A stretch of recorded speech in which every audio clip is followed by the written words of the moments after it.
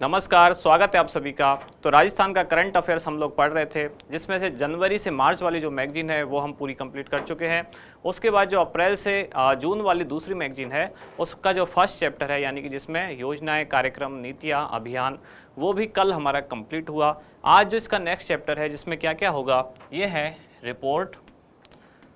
Report के साथ साथ जो प्रमुख घटनाएँ हुई हैं इस दौरान, मतलब कि अप्रैल से लेके जून 2022 तक, रिपोर्ट, घटनाएं, कुछ मुद्दे या कोई चर्चित स्थल अगर कुछ है जो चर्चा में रहा इस दौरान, तो इन सारी चीज़ों को आज हम पढ़ने वाले हैं। तो 2-3 दिन ये क्लास चलेगी। पुरानी जो क्लास थी जिसमें अप्रैल से जून 2022 तक की जो योजनाएं हैं, कार्यक्रम हैं, नीतियां, अभियान है, वो समाप्त हुए। एक और चीज़, आप लोग पीडीएफ के लिए काफ़ी परेशान हो रहे हैं, तो पीडीएफ थोड़ा डिले हो रहा है ये हम मान रहे हैं, लेकिन पीडीएफ में भी वही है जो हम यहाँ पढ़ ही रहे हैं। तो आज ऐसा करेंगे कि हर क्वेश्चन के बाद मैं थोड़ी देर के लिए साइड में हो जाऊँगा, आप एक स्क्रीनशॉट हाथ के हाथ लेते जाएं। तो पीडीएफ जब आएगा तब आप उससे भी पढ़ लेना, लेकिन अभी हाथों हाथ जो ये है मैटर, इसको कंप्लीट करते जाएँ, स्क्रीनशॉट लेते जाएँ और उससे बार बार रिवाइज करते रहें। तो शुरुआत करते हैं आज की क्लास का। देखते हैं पहला क्वेश्चन क्या है। आज का पहला प्रश्न है, भारत सरकार के शिक्षा मंत्रालय द्वारा वर्ष 2019-20 के लिए जारी किए गए परफॉर्मेंस ग्रेडिंग इंडेक्स पीजीआई में राजस्थान को ग्रेडिंग के कौन से लेवल में शामिल किया गया। ये जो क्वेश्चन है, शिक्षा मंत्रालय वाले कोई भी इंडेक्स है, वो सभी ऐसे क्वेश्चन उन एग्जाम के लिए बहुत ज़रूरी हैं जो शिक्षा विभाग से संबंधित है। यानी कि अगर आप टीचिंग वाले एग्जाम दे रहे हैं, सेकंड ग्रेड या ग्रेड 3 वाले, फर्स्ट ग्रेड वाले, या ऐसे और भी कोई डिपार्टमेंट के जिनमें शिक्षा विभाग संबंधित है और राजस्थान का एग्जाम है, तो उसमें इस तरह के जो आंकड़े हैं, इस तरह के जो इंडेक्स हैं, वो इम्पोर्टेंट हो सकते हैं, पूछे जाने की संभावना बनती है। तो कौन सा index? Performance grading index PGI. तो पहले तो केवल आप ऑप्शन का जो आंसर है, यानी कि क्वेश्चन का जो आंसर है, केवल उसको याद ना रखें। क्वेश्चन का जो ये सेंटेंस है, इसमें भी एक क्वेश्चन बनाया जा सकता है। जैसे कि ये जो इंडेक्स है किसके द्वारा जारी किया गया, तो भारत सरकार के शिक्षा मंत्रालय द्वारा। शिक्षा मंत्रालय द्वारा भी, मतलब शिक्षा मंत्रालय के भी कौन से विभाग द्वारा ये जारी किया जाता है? ये जारी किया गया स्कूल शिक्षा एवं साक्षरता। तो स्कूल शिक्षा एवं साक्षरता विभाग भारत सरकार का, जो कि शिक्षा मंत्रालय के अधीन है, उसके द्वारा ये इंडेक्स जारी किया गया। और ये कौन से वर्ष का इंडेक्स है? ये वर्ष 2019-20 वाला है।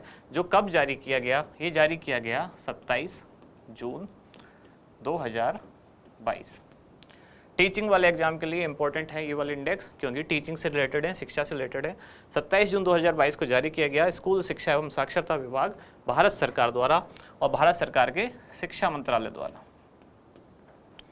अब इसमें कई लेवल थे, अलग अलग जो राजस्थान, मतलब अलग अलग जो भारत के ज़िले हैं या भारत के जो राज्य हैं, उनको अलग अलग कैटेगरी में बांटा गया।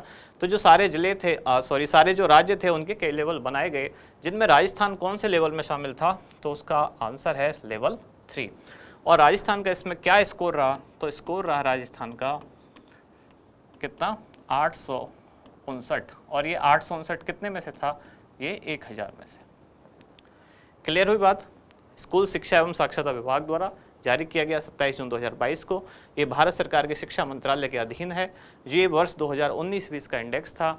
इसमें राजस्थान को लेवल 3 में रखा गया और राजस्थान का स्कोर क्या था? 859। इसके लेवल 1 में कोई भी राज्य नहीं आ पाया, मतलब किसी का भी स्कोर इतना अच्छा नहीं था। एक पैरामीटर सेट किए हुए थे कि इतना अगर स्कोर रहेगा तो लेवल 1 में रखेंगे, इतना रहेगा तो 2 में रखेंगे, इतना रहेगा तो 3 में रखेंगे। लेवल 2 से ही शुरुआत हुई थी। जैसे लेवल 2 में रखे गए कौन कौन से राज्य? अंडमान निकोबार द्वीप समूह, पंजाब, चंडीगढ़, तो इस तरह के कुछ राज्य लेवल 2 में थे। राजस्थान हमारे लिए इंपॉर्टेंट है, जिसको रखा गया लेवल 3 में और स्कोर रहा 859। चलते हैं आगे। पहले आप एक स्क्रीनशॉट ले लें, फिर चलते हैं आगे अगले क्वेश्चन की तरफ। अगला प्रश्न है, परफॉर्मेंस ग्रेडिंग इंडेक्स, वही वाला इंडेक्स यानी कि पीजीआई, जो वर्ष 2019-20, जो कि जून 2022 को जारी किया गया, वही सारी चीज़ें, इन सब से भी क्वेश्चन बन सकता है। इंडेक्स है पीजीआई, वर्ष 2019-20 का है, जो कि जून 2022 को जारी किया गया, कि किस श्रेणी में राजस्थान ने देश भर में सर्वाधिक अंक प्राप्त किए। तो इस इंडेक्स की कई श्रेणियां बनाई गई, जिनमें से 4 के नाम तो यहाँ लिखे हुए हैं। एक 5वीं श्रेणी और है, और उस 5वीं श्रेणी का नाम है पहुंच, यानी कि रीच, यानी कि शिक्षा तक कितनी पहुंच है उस स्टेट में, वहाँ के जो स्टूडेंट्स हैं उनके बच्चों की। तो इस इंडेक्स के तहत राजस्थान ने जिसमें पहला स्थान प्राप्त किया वो है लर्निंग आउटकम व गुणवत्ता। और इसमें राजस्थान का स्कोर क्या था इस कैटेगरी में? तो इस कैटेगरी में राजस्थान का स्कोर उतना ही था जितना अभी सेमीफाइनल में भारत का स्कोर था इंग्लैंड के खिलाफ, जिसमें वो हार गई। तो इसमें कितना स्कोर था राजस्थान का? 168। कौन सी कैटेगरी में? लर्निंग आउटकम व गुणवत्ता। सूचकांक कौन सा है? पीजीआई। किसने जारी किया? ये भारत सरकार का शिक्षा मंत्रालय। उसके अधीन कौन सा विभाग? स्कूल शिक्षा एवं साक्षरता विभाग। कब जारी किया गया? 27 जून 2022। कौन से वर्ष का था? तो वर्ष 2019-20। मैं बार बार रिपीट इसलिए कर रहा हूँ क्योंकि ये चीज़ें एजुकेशन वाले जो एग्जाम है उनके लिए इंपॉर्टेंट है। इसका आप स्क्रीनशॉट चाहें तो ले सकते हैं एक। फिर चलते हैं नेक्स्ट क्वेश्चन की तरफ। चलते हैं आगे अगले प्रश्न की तरफ। ये है जिलों हेतु जारी किए गए परफॉर्मेंस ग्रेडिंग इंडेक्स PGI-D, जो कि संयुक्त रूप से वर्ष 2018-19 तथा वर्ष 2019-20 हेतु जारी किया गया कि उत्कर्ष श्रेणी में राजस्थान के कौन कौन से जिलों को शामिल किया गया। क्वेश्चन थोड़ा लेंथी है और लैंग्वेज समझने में भी थोड़ी टफ है। कहना क्या चाह रहा है क्वेश्चन कि जो परफॉर्मेंस ग्रेडिंग इंडेक्स है, ये वाला जो इंडेक्स, इसी में एक कैटेगरी और बनाई गई, वो है PGI-D यानी कि डिस्ट्रिक्ट, यानी कि इसमें राजस्थान के नहीं सॉरी पूरे इंडिया के सारे जो जिलों की है उनकी एक कैटेगरी और बनाई गई। एक तो परफॉर्मेंस ग्रेडिंग इंडेक्स सारे जो राज्य हैं उनकी एक कैटेगरी है, फिर राज्य के सारे जो जिले हैं और पूरे भारत के जो सारे जिले हैं उनकी एक कैटेगरी है। तो उस कैटेगरी में तो जो डिस्ट्रिक्ट वाली कैटेगरी है उस वाले जो कैटेगरी में 2018-19 और 2020-21 का एक साथ जारी किया गया सूचकांक, और उसमें कई सारी श्रेणियां रखी गई। उनमें से एक श्रेणी थी उत्कर्ष। तो उस श्रेणी में राजस्थान के कौन से जिलों को शामिल किया गया? तो उत्कर्ष अगर एक श्रेणी है तो मैं बाकी की पहले श्रेणियां बता देता हूं। इसमें कुल 6 श्रेणियां हैं, 6 श्रेणी थी। इसमें सबसे जो टॉप वाली श्रेणी थी या इसकी जो सबसे ऊंची वाली श्रेणी थी उसका नाम था दक्ष। दूसरी श्रेणी का नाम था उत्कर्ष। तीसरी श्रेणी का नाम था अति उत्तम। चौथी श्रेणी का नाम था उत्तम। पांचवी श्रेणी का नाम था प्रचेष्ट और छठी श्रेणी का नाम था आकांक्षा। तो इस तरह से इसकी 6 श्रेणियां थी। राजस्थान के 3 जिले हैं जो कौन सी श्रेणी में आए? उत्कर्ष में। और उत्कर्ष कौन सी श्रेणी है? इसमें दूसरी। तो इसमें जो दक्ष श्रेणी थी उसमें कोई जिला शामिल हुआ या नहीं? तो पूरे भारत में कोई भी जिला ऐसा नहीं था जो दक्ष श्रेणी में आ पाया, स्थान बना पाया, क्योंकि दक्ष श्रेणी के जो लिए जो पैरामीटर थे, यानी कि वो पैरामीटर ये थे कि जिनका स्कोर 90% या उससे ज़्यादा होगा उन्हीं को दक्ष श्रेणी में रखा जाएगा। उत्कर्ष श्रेणी में पूरे भारत में, मैं कह रहा हूँ पूरे भारत में, केवल राजस्थान में नहीं, पूरे भारत में केवल 3 ही जिले शामिल हुए उत्कर्ष श्रेणी में, और वो तीनों जिले राजस्थान से हैं, इसलिए इंपॉर्टेंट है। और वो तीनों जिले कौन कौन से हैं? सीकर, झुंझुनू और जयपुर। कौन सी श्रेणी में? उत्कर्ष में। अब यहाँ बात निकल के ये आती है इन तीनों का स्कोर क्या रहा? तो सीकर का स्कोर रहा इसमें कितना? 488 488। झुंझुनू का स्कोर रहा 486 486 और जयपुर का स्कोर रहा 482 482। हमारे लिए एग्जाम के हिसाब से सबसे ज़्यादा इंपॉर्टेंट क्या है? सीकर, क्योंकि दक्ष श्रेणी में पूरे भारत में कोई था ही नहीं। उत्कर्ष श्रेणी में 3 जिले थे और तीनों ही राजस्थान के थे, उनमें भी सबसे ऊपर कौन सा है? सीकर। तो इस तरह से हम ये कह सकते हैं, इस निष्कर्ष पर पहुंच सकते हैं कि इस इंडेक्स में जो डिस्ट्रिक्ट वाला था तो पूरे भारत में टॉप किसने किया? सीकर ने। तो ये चीज़ बहुत इंपॉर्टेंट है, सीकर इसमें सर्वश्रेष्ठ रहा पूरे देश में प्रथम रहा सीकर, देश में प्रथम। और साथ ही इसका स्कोर भी आपको याद रखना है, वो कितना रहा? 488 स्कोर। पूरे देश में प्रथम कौन सा रहा? सीकर। उत्कृष्ट श्रेणी में कुल कितने जिले थे? 3, तीनों ही राजस्थान के थे, सीकर, झुंझुनू और जयपुर। सीकर तो आपको जरूर याद रखना ही रखना है। इसके अलावा उत्कर्ष श्रेणी में राजस्थान के 3 जिले और भारत के भी 3 ही थे। अति उत्तम श्रेणी में राजस्थान के कुल 24 जिले थे, इसमें भारत के और भी जिले शामिल हैं। और उत्तम श्रेणी में राजस्थान के 6 जिले थे। तो इस तरह राजस्थान के कुल कितने जिले हो गए? 33, 24 और 36 और 3 33। तो राजस्थान का वो जिला जो राजस्थान के जिलों में सबसे लास्ट में रहा, भारत में सबसे लास्ट में नहीं बल्कि राजस्थान के सारे जिलों में सबसे लास्ट में रहा, वो जिला था कौन सा? बांसवाड़ा। और इसका स्कोर क्या था? इसका स्कोर था 372। क्लियर हुई बात? ये चीज़ें इंपॉर्टेंट है, ये तो बहुत ही इंपॉर्टेंट है। टॉप किसने किया? सीकर ने पूरे देश में टॉप किया इस इंडेक्स में। और कौन सी श्रेणी में? उत्कर्ष श्रेणी में। दक्ष श्रेणी में कोई भी जिला नहीं था भारत का। और भारत के नहीं सॉरी राजस्थान के जिलों में जो लास्ट रहा वो कौन था? बांसवाड़ा। क्लियर? आगे चलते हैं अगले प्रश्न की तरफ। एक आप स्क्रीनशॉट चाहें तो ले सकते हैं। चलते हैं आगे अगले क्वेश्चन की तरफ। ये है शिक्षा मंत्रालय द्वारा जारी किए गए नेशनल अचीवमेंट सर्वे 2021 के अनुसार तीसरी व पांचवी कक्षा के बच्चों में गणित विषय में राजस्थान को देश भर में कौन सा स्थान प्राप्त हुआ? क्वेश्चन दोबारा से समझें। और ये सारे जो शिक्षा विभाग के सर्वे हैं वही अभी आ रहे हैं इंडेक्स। आज का हमारा जो वीडियो है वो इसी पर डिपेंड है, जिसमें रिपोर्ट, सूचकांक, मुद्दे, घटनाएं, इस तरह की चीज़ें। तो अभी सारे रिपोर्ट और इंडेक्स आ रहे हैं। जैसे शिक्षा मंत्रालय द्वारा, और ये शिक्षा मंत्रालय भारत सरकार का है, नेशनल अचीवमेंट सर्वे 2021 वाला जारी किया गया। एक तो क्वेश्चन यही बनता है कि जो नेशनल अचीवमेंट सर्वे 2021 है किस विभाग द्वारा जारी किया गया? तो शिक्षा विभाग द्वारा। इसके अनुसार तीसरी व पांचवी कक्षा के बच्चों में गणित विषय में राजस्थान को देश भर में कौन सा स्थान प्राप्त हुआ? कौन से विषय में? गणित। तो ये जो सर्वे जारी किया गया, असल में ये क्या था? कोविड के बाद ये चेक करने के लिए शिक्षा में अभी क्या स्तर है, कैसा एक चल रहा है, इसके लिए भारत सरकार ने एक परीक्षा का आयोजन किया। और ये परीक्षा कब हुई आयोजित? आज ही के दिन 1 साल पहले, यानी कि 12 नवंबर 2021 को इस परीक्षा का आयोजन किया गया। और इस परीक्षा में लाखों बच्चे सम्मिलित हुए पूरे भारत से, जिसमें कई कैटेगरी बनाई गई। जैसे कौन कौन सी कक्षा के लिए? तो कक्षा 3, कक्षा 5, कक्षा 8 और कक्षा 10 इनके लिए। तो इनका लर्निंग स्तर क्या है, कितना ये सीख रहे हैं, विषयों पर कितनी पकड़ है, साथ ही भाषाई स्तर क्या है, भाषाई ज्ञान कितना है बच्चों का, ये सारी चीज़ें चेक करने के लिए एक अखिल भारतीय स्तर पर परीक्षा का आयोजन किया गया, अलग अलग क्लास के अलग अलग स्तर में, जिसमें गणित विषय में राजस्थान को पूरे देश में कौन सा स्थान प्राप्त हुआ? तो ये है दूसरा। कौन सी कक्षा के बच्चों को? तो ये कक्षा 3 और 5। तो गणित में भी सेकंड, साथ ही जो भाषाई स्तर था, तो भाषाई ज्ञान में भी कक्षा 3 और 5 वाले जो बच्चे हैं उस क्षेत्र में राजस्थान को भारत में सेकंड स्थान, मतलब दूसरा स्थान प्राप्त हुआ। इसके अलावा क्या एक कैटेगरी बचती है? जो लर्निंग स्तर है, इसमें कक्षा 3 से 5 में, लर्निंग स्तर में कक्षा 3 से 5 में राजस्थान को पूरे देश में ये टॉप 3, राजस्थान पूरे देश में किस में रहा? टॉप 3 में। अब ये इसका क्या मतलब है? टॉप 3 में आप पूछोगे टॉप 3 में फर्स्ट रहा कि सेकंड रहा कि थर्ड रहा, तो ये नहीं कहा जा सकता। क्यों? क्योंकि जो लर्निंग स्तर में भी कई कैटेगरी बनाई गई, जैसे गणित विषय में बनाया गया, या जैसे जो सामाजिक विज्ञान है ऐसे विषयों में बनाया गया। तो राजस्थान किसी में फर्स्ट, किसी में सेकंड था, किसी में थर्ड है, किसी में फर्स्ट है। इस तरह के ओवरऑल जो, या EVS एक विषय बनाया गया, इस तरह जो ओवरऑल है लर्निंग वाली कैटेगरी, उसमें राजस्थान रहा टॉप 3 में। और जो 3 से 5 के बाद जो दूसरा कौन सा बचा? कक्षा 8, 10, इसमें राजस्थान कौन से स्थान पर रहा? तो राजस्थान इसमें रहा टॉप 5 में। ठीक है, आप एक इसका स्क्रीनशॉट ले सकते हैं। टॉप 5 में ये भी लर्निंग स्तर। क्लियर? ये वाले आंकड़े इंपॉर्टेंट हैं जो शिक्षा विभाग से संबंधित है।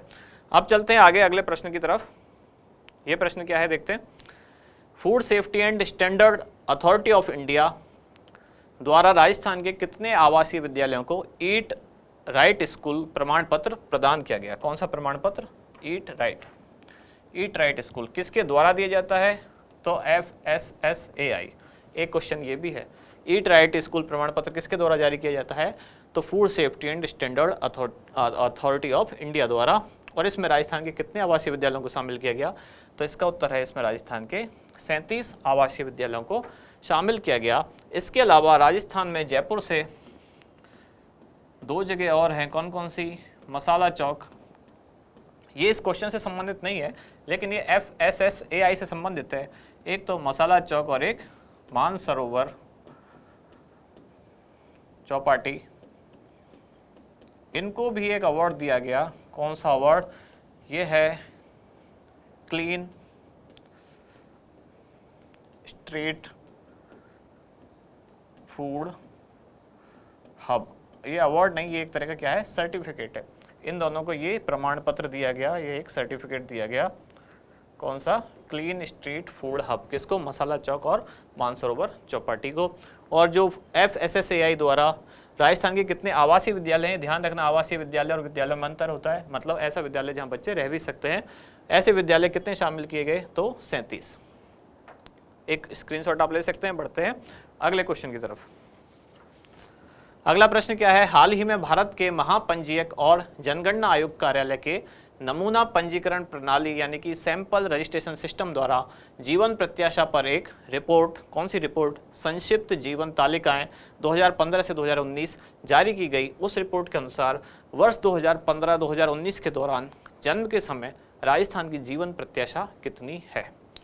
क्वेश्चन की लैंग्वेज जितनी बड़ी है क्वेश्चन उतना ही ईजी है, और ऐसा होता है एग्जाम में, लैंग्वेज बहुत भारी होती है और हमें लगता है क्वेश्चन टफ है।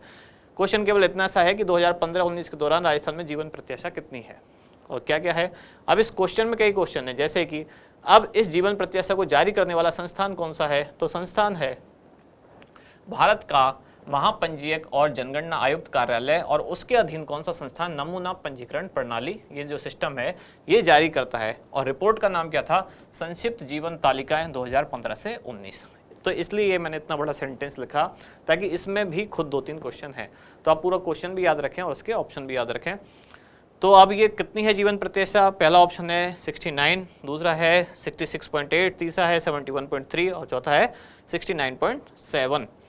इसका उत्तर क्या है? ये जो 3 आंकड़े हैं तीनों ही इससे संबंधित हैं, इस रिपोर्ट से संबंधित। जैसे कि ये जो है सेकंड बी ऑप्शन जो इसका है, इतने वर्ष जो जीवन प्रत्याशा है ये राजस्थान में पुरुषों की जीवन प्रत्याशा है कहाँ? राजस्थान में। राजस्थान में पुरुषों की जीवन प्रत्याशा 66.8 वर्ष है। 71.3 ये राजस्थान में महिलाओं की जीवन प्रत्याशा है, कहाँ? राजस्थान में। और 69.7 ये भारत में कुल जीवन प्रत्याशा है, यानी स्त्री और पुरुष मिला के। तो फिर उत्तर क्या बचा? राजस्थान की जो औसत जो महिला और पुरुष मिला के जो जीवन प्रत्याशा है वो कितनी है? 69 साल, 69.0। ये इतना वर्ष, इसका मतलब क्या होता है? जीवन प्रत्याशा का मतलब क्या होता है? इसका मतलब सिंपल सा है कि एक आदमी की उम्र यहाँ कितनी है। सामान्यतः हम इस भाषा में मान सकते हैं कि एक आदमी की औसत उम्र यहाँ कितनी है, मतलब जीवन के समय जब वो उसका जन्म हुआ तो कितने साल तक जिंदा रह सकेगा, यहाँ की स्वास्थ्य सुविधाएं कैसी हैं, खान पान कैसा है, उन सारी चीज़ों को ध्यान में रखें। ये एक अनुमान है, तो एक एवरेज निकल के आता है 2015 से 19 के दौरान इस रिपोर्ट के आधार पर राजस्थान में जो जीवन प्रत्याशा है वो कितनी है? 69 वर्ष। साथ ही 3 आंकड़े और याद रखने, पुरुषों की कितनी है? तो 66.8, और महिलाओं की कितनी है? तो 71.3, और भारत की कुल कितनी है? तो 69.7। इसी के साथ ही जो बड़े राज्य हैं भारत के, उनमें राजस्थान को कौन सा स्थान मिला इस क्षेत्र में, यानी कि इस रिपोर्ट के अनुसार? तो वो है 18वां। तो आप इसका एक स्क्रीनशॉट ले सकते हैं। चलते हैं अगले प्रश्न की तरफ, देखते हैं अगला क्वेश्चन क्या है। भारत सरकार के वाणिज्य और उद्योग मंत्रालय द्वारा जारी ईज ऑफ डूइंग बिजनेस की business reform action plan BRAP business reform action plan report 2020 के तहत राजस्थान को किस श्रेणी में शामिल किया गया? तो इस रिपोर्ट के यानी कि BRAP की यही सारी श्रेणियां हैं जिसमें टॉप अचीवर्स, एस्पायर या एमर्जिंग बिजनेस इकोसिस्टम। ये सीधा सीधा फैक्चुअल क्वेश्चन है कि ये तो रिपोर्ट कौन जारी करता है, तो पूछी जा सकने वाली चीज़ें क्या क्या हैं। एक तो ये रिपोर्ट जारी कौन करता है? तो भारत सरकार का वाणिज्य और उद्योग मंत्रालय। रिपोर्ट का नाम क्या है? रिपोर्ट का नाम है business reforms action plan BRAP। और किस लिए जारी की है? ईज ऑफ डूइंग बिजनेस, यानी कि बिजनेस में आसानी कैसे की जाए, इसके लिए ये रिपोर्ट जारी की जाती है। रिपोर्ट कौन से साल की है? तो 2020 की है। और राजस्थान को कौन सी कैटेगरी में शामिल किया गया? तो एस्पायर। ये इसमें सबसे ऊंची कैटेगरी है। टॉप अचीवर्स ये है अचीवर्स, तीसरी एस्पायर और चौथी है एमर्जिंग बिजनेस इकोसिस्टम। ये 4 इसमें कैटेगरी हैं। तो इस क्वेश्चन में तो कुछ लिखने की जरूरत है ही नहीं। अब बढ़ते हैं आगे अगले प्रश्न की तरफ। ये है नीति आयोग द्वारा जारी राज्य ऊर्जा और जलवायु सूचकांक यानी कि SECI राउंड 1 में राजस्थान को कौन सा स्थान प्राप्त हुआ? कौन सा संस्थान है जारी करने वाला? नीति आयोग। और सूचकांक कौन सा है? SECI सेकी जिसे हम कह सकते हैं। राजस्थान को कौन सा स्थान प्राप्त हुआ? नीति आयोग द्वारा जितने भी सूचकांक जारी किए जाते हैं वो सभी बहुत इंपॉर्टेंट है और उनमें राजस्थान को कौन सा स्थान प्राप्त हुआ, ये आपको केवल इतना सा याद रखना है और इससे पूछे जाने की संभावना बहुत ज़्यादा होती है। जैसा कि जिन लोगों ने वनपाल और वन रक्षक वाला एग्जाम दिया है उनको ये क्वेश्चन मिला भी होगा कि नीति आयोग द्वारा जो इंडिया इनोवेशन इंडेक्स यानी कि भारत नवाचार सूचकांक जारी किया जाता है उसमें राजस्थान का स्थान कौन सा रहा। तो एक तो पूछा जा चुका है, हो सकता है आने वाले एग्जाम में और भी पूछे जाएं। यहाँ जो ऑप्शन है वो नीति आयोग द्वारा कोई ना कोई इंडेक्स के ही ऑप्शन है और उनमें राजस्थान की ही ये रैंक है। जैसा कि 11वां स्थान जो है ये राजस्थान को ही मिला। कब? नीति आयोग के केवल मैं नीति लिख रहा हूँ शॉर्ट में, आप लिख लेना अपने नोट्स में, नीति आयोग के ही कौन से सूचकांक में, तो वो है EPI यानी कि निर्यात तैयारी सूचकांक यानी कि एक्सपोर्ट प्रिपेयर्डनेस इंडेक्स। इसमें राजस्थान को कौन सा स्थान मिला, तो 11वां। डिटेल में मुझे समझाने की लिखने की जरूरत नहीं है। 11वां स्थान, ये सारे स्थान राजस्थान के ही हैं, आप अपने बुक में लिख लें या नोटबुक में लिख लें।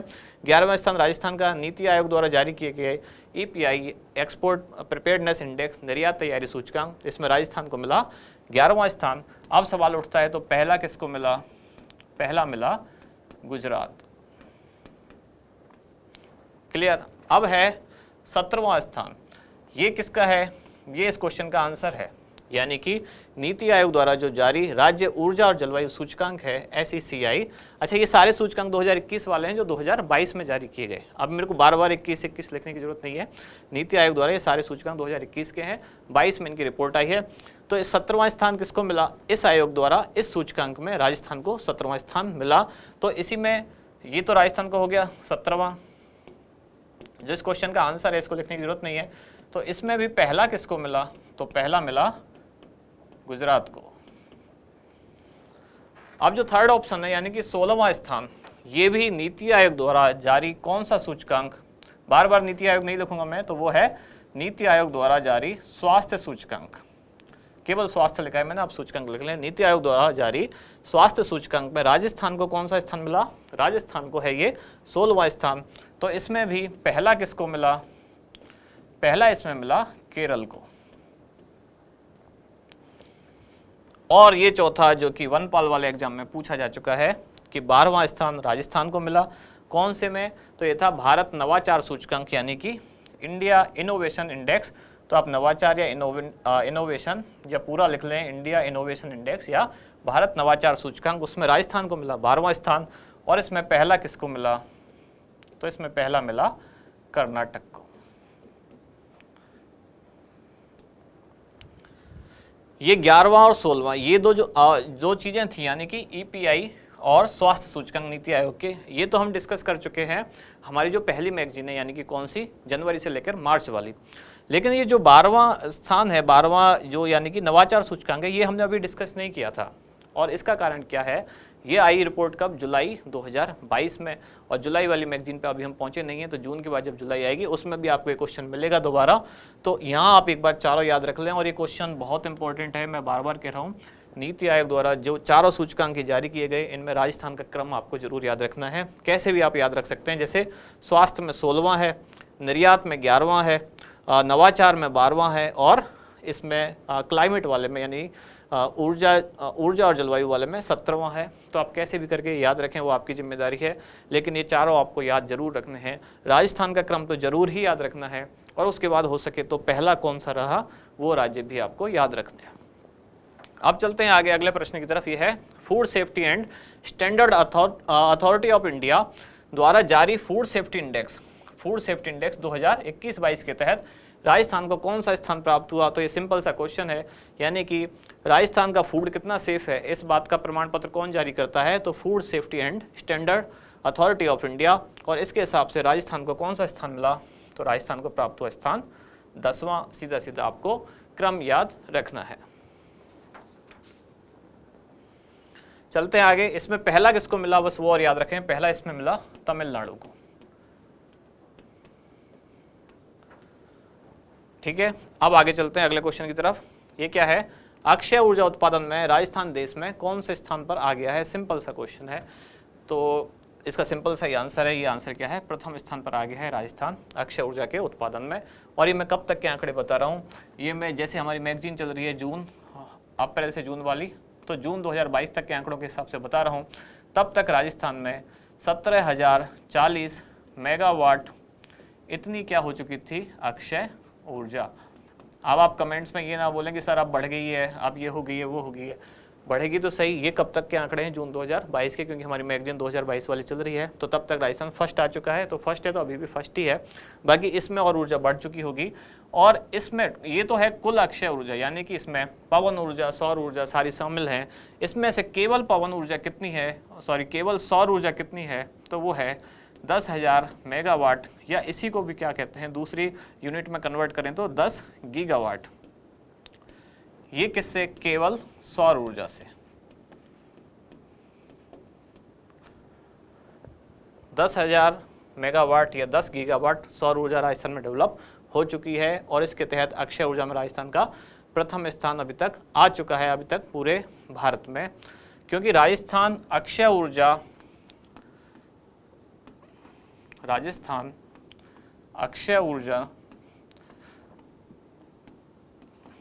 निगम, और इसके साथ एक दूसरा संस्थान है जिसका नाम आपको याद रखना है, वो है टिहरी। टिहरी कहाँ है? उत्तराखंड। तो टिहरी हाइड्रो कॉरपोरेशन या टिहरी हाइड्रो पावर कॉरपोरेशन ऐसे करके कुछ है।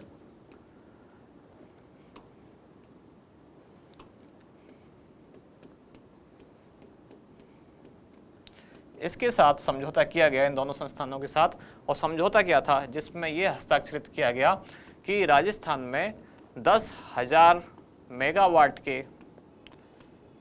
के क्या अक्षय ऊर्जा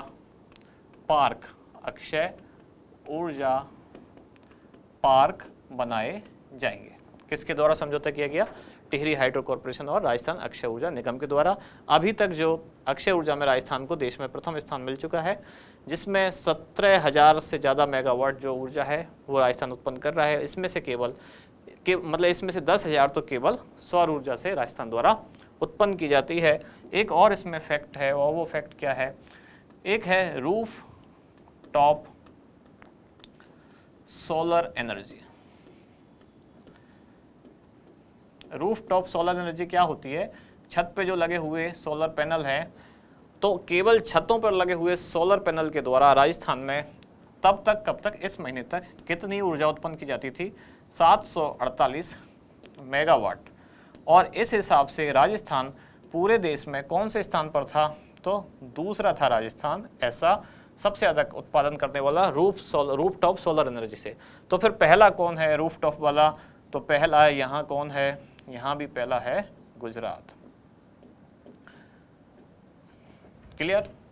तो ये सारी चीज़ें याद रखना। एनर्जी वाले जो क्वेश्चन है, यानी कि चाहे वो सोलर एनर्जी वाले हों, या वो कोल एनर्जी वाले हों, या वो थर्मल एनर्जी वाले हों, या फिर वो परमाणु ऊर्जा वाले हों, ये क्वेश्चन लगातार हाईलाइट रहते हैं। इनसे कभी भी क्वेश्चन पूछे जाने की संभावना है, तो इसका भी आप एक स्क्रीनशॉट ले लें। फिर करते हैं हम क्लास का रिवीजन जो हमने कल पढ़ी थी। इसका पूरा नाम है Tehri hydro development corporation. Tehri hydro development corporation. Clear हुई बात? एक स्क्रीनशॉट आप ले लें, फिर आगे चलते हैं। आप करते हैं रिवाइज कल की क्लास का। कल की क्लास में पहला क्वेश्चन क्या था कि सेवांजलि कार्यक्रम का संबंध निम्नलिखित में से किससे है? तो किससे था ये? मुख्यमंत्री को मिले स्मृति चिन्ह और उपहारों की नीलामी से, जिसके द्वारा 2 करोड़ रुपए का इसके द्वारा फंड इकट्ठा हुआ, जो मुख्यमंत्री सहायता कोष में डाल दिया गया। जो किस काम में खर्च होगा? निरोगी राजस्थान अभियान में। इस अभियान का आयोजन किसने किया? तो भारत सेवा संस्थान द्वारा इसका आयोजन किया गया। एकल नारियों को दी जाने वाली आर्थिक सहायता से कौन सी योजना संबंधित है? वो एकल नारी सम्मान पेंशन योजना, जिसमें उसके लिए जो एकल नारी है उसकी अधिकतम वार्षिक आय 48,000 रुपये होनी चाहिए, यानी कि 48,000 रुपये से ज़्यादा नहीं होनी चाहिए, और महिला की न्यूनतम आयु 18 वर्ष होनी चाहिए। अब चलते हैं आगे अगले प्रश्न की तरफ। ये था चुप्पी तोड़ो सयानी बनो अभियान किससे संबंधित है? तो सीधा सा ये था इसका आंसर, माहवारी प्रबंधन के बारे में बालिकाओं को जागरूक करने से ये अभियान संबंधित है। अगला क्वेश्चन था मुख्यमंत्री डिजिटल सेवा योजना के संबंध में कौन सा कथन सही नहीं है? तो कौन सा कथन सही नहीं था कि यह प्रदेश की सभी महिलाओं को निःशुल्क स्मार्टफोन वितरित किए जाएंगे? तो सभी को नहीं किए जाएंगे। जो चिरंजीवी स्वास्थ्य बीमा योजना के तहत पात्र परिवार हैं, रजिस्टर्ड हो चुके हैं, उन परिवारों की महिला मुखियाओं को ही ये स्मार्टफोन दिए जाएंगे। तो इस तरह से कुल कितने परिवार होते हैं? लगभग 1,33,00,000, तो इन्हीं 1,33,00,000 महिलाओं को ये स्मार्टफोन दिए जाएंगे। इनके साथ क्या दिया जाएगा, 3 वर्ष तक का निःशुल्क इंटरनेट और 2500 करोड़ रुपए सरकार के प्रति वर्ष लगभग इन पर व्यय किए जाएंगे। योजना की घोषणा बजट 2022-23 में की गई। तो बाकी के तीनों कथन सही हैं, दूसरा इसमें असत्य है। मेडी टूरिज्म वेलनेस सेंटर की स्थापना निम्नलिखित में से कौन से जिले में किए जाने हेतु मंजूरी प्रदान की गई, तो ये नाथ द्वारा राजसमंद में मंजूरी प्रदान की गई। ये एक पायलट प्रोजेक्ट के आधार पर ये स्थापित किया जाएगा, जिसमें योग, प्राकृतिक चिकित्सा और आयुर्वेद की जो परंपरा है भारत की, उसके आधार पर इलाज यहाँ किया जाएगा। मेडी टूरिज्म मैंने आपको समझाया था कि जो विदेशी हैं, जो सैलानी हैं, वो यहाँ आएँ किस काम के लिए, अपनी चिकित्सा के लिए। तो भारतीय चिकित्सा पद्धति जो है उनका प्रमोशन भी होगा, साथ ही यहाँ की आय भी होगी और टूरिज्म भी डेवलप होगा। अगला प्रश्न था आरसीटी का उद्घाटन कब किया गया। आरसीटी की फुल फॉर्म है Rajiv Gandhi centre of advance technology. इसका उद्घाटन किया गया था 20 अगस्त 2022 को। 20 अगस्त को क्यों, इस दिन राजीव गांधी का हैप्पी बर्थडे होता है, यानी कि उनकी जयंती होती है।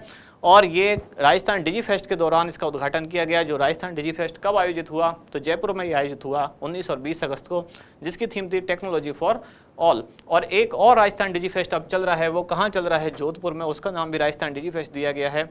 इसी को आईटी जॉब फेयर भी कहा जा रहा है।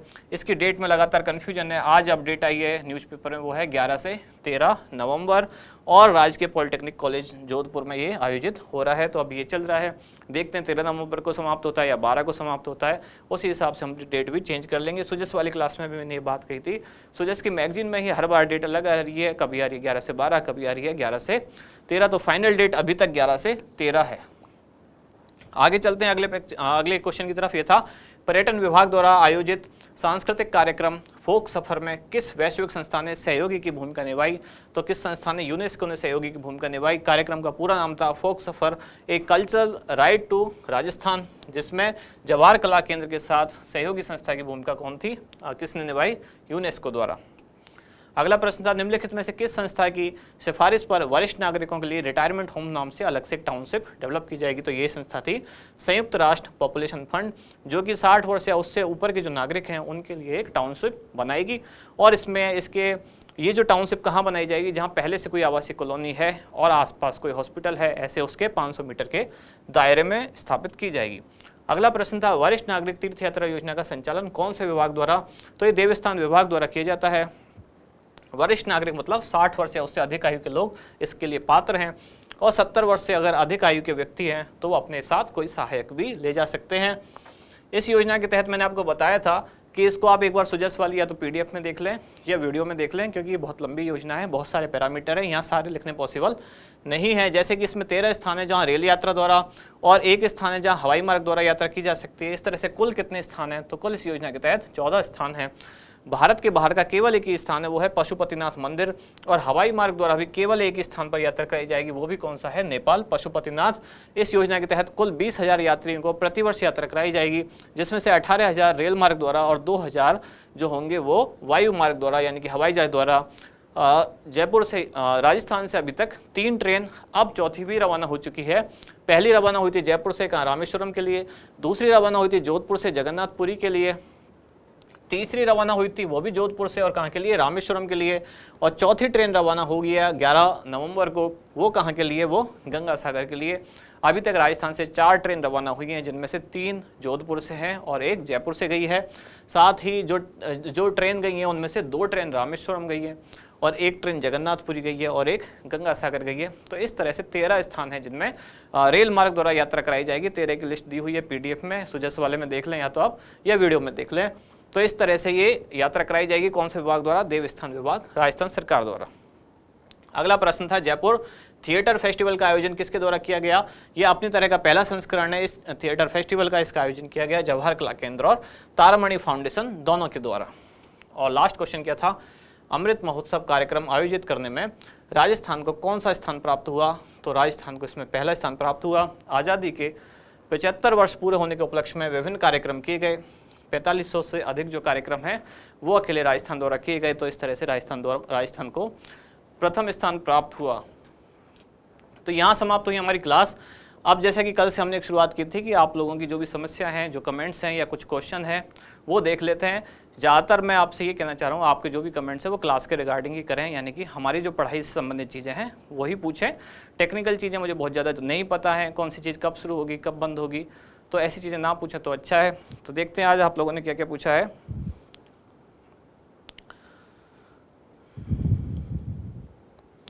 सबसे पहले अंजलि का कमेंट है, इन्होंने कहा है सेकंड ग्रेड की कोई स्पेशल क्लास लाइए जो 20 तारीख को काम आ सके। तो इसको आप थोड़ा सा और स्पेसिफाई करेंगे कौन सी क्लास आप पूछना चाह रही है, मैं इसमें आपका प्रश्न समझा नहीं हूँ। शिव परिहार ने लिखा है आपकी क्लास से पूरा समसामयिक तैयार हो जाता है, थैंक यू। तो thank you Shiv Parihar ji. Naresh Park ने लिखा है सेकंड ग्रेड परीक्षा तक रोजाना क्लास लगाना सर, बहुत अच्छा जो रिवीजन भी कराते हो। तो नरेश जी क्लास हमारी रेगुलर ही होगी, पिछले 1-2 दिन से कुछ ऐसा रीजन था कि बीच में एक छुट्टी हो गई थी, उस वजह से एक ऐसा सीक्वेंस बन गया जैसे कि क्लास एक दिन छोड़ के एक दिन हो रही है, जबकि ऐसा नहीं है, क्लास ये रेगुलर ही होगी। अच्छा, ज़्यादातर लोगों के जो मैंने कमेंट्स देखे हैं, क्लास में आने से पहले भी मैंने देखे थे, ज़्यादातर लोगों के कमेंट्स का जो भाव है वो यही है कि क्लास रेगुलर रखना और हमारे एग्जाम से पहले जो सेकंड ग्रेड का एग्जाम है उससे पहले हमारा पूरा कोर्स करवा देना। तो आप इस चीज़ को लेके निश्चिंत रहें, आपके एग्जाम से पहले पूरा हो जाएगा। लेकिन कुछ लोग जैसे ये भी चाह रहे हैं कि क्लास लंबी मत करो, तो अगर क्लास भी हम 30-35 मिनट की करेंगे तो सीधी सी बात है सारी चीज़ें एक साथ नहीं होंगी। तो या तो हमको क्लास का थोड़ा सा टाइम बढ़ाना पड़ेगा। अभी जैसे हम 10 क्वेश्चन कर रहे हैं तो हो सकता है इसको 15 तक करना पड़े। वैसे अगर हम 10 भी करते रहेंगे तब भी सिलेबस आपका जो है पूरा जो दिसंबर तक का मामला है वो लगभग 8-10 दिसंबर तक कंप्लीट हो जाएगा। लेकिन अगर हम 15 इसको कर लेते हैं या 12-13 कर लेते हैं तो हो सकता है थोड़ा सा और पहले हो जाए, तो वो आपके लिए अच्छा है। लेकिन आप लोगों ने मना किया है कि क्लास लंबी मत करो, 30-35 मिनट रखो, तो इसलिए अभी हम इतना रख रहे हैं। फिर भी आप अगर चाहेंगे तो इसका टाइम थोड़ी बढ़ा देंगे। वैसे इस स्पीड से भी आराम से आपका सिलेबस पूरा हो जाएगा, 15 दिसंबर से पहले हर हाल में हो जाएगा। अब हम कोई छुट्टी नहीं रखेंगे। अगर कोई बहुत ही ज़्यादा ज़रूरी बात हुई तो कारण अलग है, वरना आप संडे, मंडे, ट्यूसडे अब हर दिन कंटिन्यू रेगुलर रखेंगे ताकि एग्जाम से पहले जल्दी से जल्दी आपका सिलेबस पूरा हो सके। तो सारे कमेंट्स जो मैंने देखे थे क्लास में आने से पहले, उसमें मेरे को 2 ही चीज़ें समझ में आई। एक चीज़ तो या तो लोग ये पूछ रहे हैं कि जो बुकलेट है उसका कुछ इंतजाम नहीं हो पा रहा है, तो बुकलेट के बारे में मैंने कल भी बताया आपको, आज वापस बता रहा हूँ कि बुकलेट प्रिंट हुई है। बुकलेट मेरे पास है, कल मैंने आपको दिखाई भी थी, बहुत सारे स्टूडेंट के पास है। जो ऐप से जुड़े हुए हैं वहाँ सॉफ्ट कॉपी भी है। अगर मार्केट में नहीं मिल पा रही है तो आप एक बार अपने बुक सेलर को बोलें, वो यहाँ जो पब्लिकेशन वाले हैं उनसे कॉन्टैक्ट करेंगे और आपको अवेलेबल कराएंगे। और अगर आप टेस्ट सीरीज से जुड़े हुए हैं तो आपको अपने आप ही कुछ टाइम बाद वो मिल ही जाएगी। दूसरा जो कमेंट था या दूसरे जो लोगों ने ज़्यादातर ये कहा है कि कंटिन्यू रखें क्लास, तो हम बिल्कुल कंटिन्यू रखेंगे और आपके जो एग्जाम है सेकंड ग्रेड वाला उससे पहले सारी चीज़ें कंप्लीट कर दी जाएंगी। तो ये समाप्त हुई कल और आज की दोनों क्लासेज, जिसमें अब रिपोर्ट, मुद्दे और चर्चित स्थान वगैरह शुरू हो चुके हैं। तो 1 या 2 क्लासेस में और लगेंगे जिसमें रिपोर्ट, चर्चित स्थान बनेंगे, चलते रहेंगे। और उसके बाद शायद 3 या 4 क्लास होंगी जिनमें कि हमें पढ़ना होगा पुरस्कार, खेल, खिलाड़ी। तो इस तरह से इस सेकंड वाली बुकलेट में, यानी कि जो जून 2022 तक कंप्लीट हो जाएगी, उसमें 5 या 6 क्लास और आपकी बची हैं। यानी कि अगर आज से 5-6 दिन और मान लें तो 16 या 17 तारीख तक आपकी जून वाला जो कंटेंट है वो कंप्लीट हो जाएगा। और इस महीने के लास्ट तक हम शायद सितंबर वाली भी जो है वो मैगजीन पूरे कर लेंगे। तो हम मिलते हैं कल अगली क्लास में। तब तक के लिए आप ये पढ़ते रहिए, रिवाइज करते रहिए। मिलते हैं कल, धन्यवाद।